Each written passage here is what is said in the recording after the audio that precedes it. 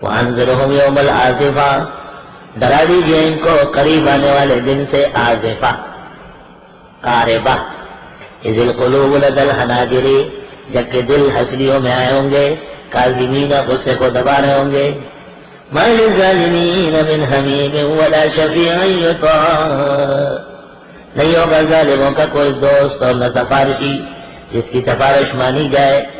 ہر سفارش کا کارگر نہیں ہے، سفارش وہ جو کام کر سکے۔ اللہ اکبر۔ قطب الدین ایبک معین الدین چشتی کا خلیفہ تھا دہلی میں، شہاب الدین نے حضرت صاحب کے کہنے سے مقرر کیا۔ جب کبھی معین الدین چشتی رحمت اللہ علیہ دہلی آتے تو قطب الدین باہر ننگے پاؤں ننگے سر استقبال کے لیے آتے۔ ایک دن معین الدین چشتی رحمت اللہ علیہ کی خدمت میں راجواڑوں میں کوئی شخص آیا کہ میرے ساتھ بڑا ظلم ہوا ہے اور بادشاہ تک رسائی نہیں ہو رہی، کوئی چٹ دے دو، بادشاہ آپ کا مرید ہے۔ حضرت صاحب نے کہا حضرت معین الدین چشتی رحمہ اللہ نے کہ جب جانا ہو تو آ جائیے۔ مقررہ تاریخ پر وہ شخص آیا اور حضرت صاحب نے کہا چلے۔ کہاں؟ کہا دہلی۔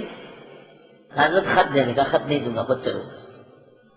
جب حضرت دہلی داخل ہوئے قطب الدین پر خوف آیا، سب گھبرا گیا، بھاگتا وہ باہر آیا، حضرت خیر؟ کہا خیر نہیں، دہلی کے ظالموں نے اس غریب کی جائیدادیں چھینی۔ انہوں نے کہا حضرت صاحب خط لکھ لیتے، تکلیف نہ کرتے۔ کہا اس کا درد اور غم دیکھ کر خط کو کافی نہیں سمجھا جاتا، اس لیے میں نے کہا میں خود جا کے اس کے آنسوؤں کا بداوا کروں گا۔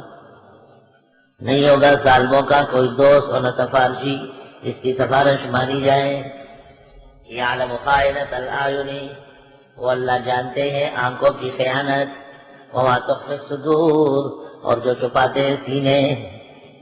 آنکھیں اگر غلط جگہ دیکھتی ہے، سینے اگر خراب خیالات لاتے ہیں تو خیانت ہو رہی ہے، اور اللہ خیانتوں کو جانتا ہے۔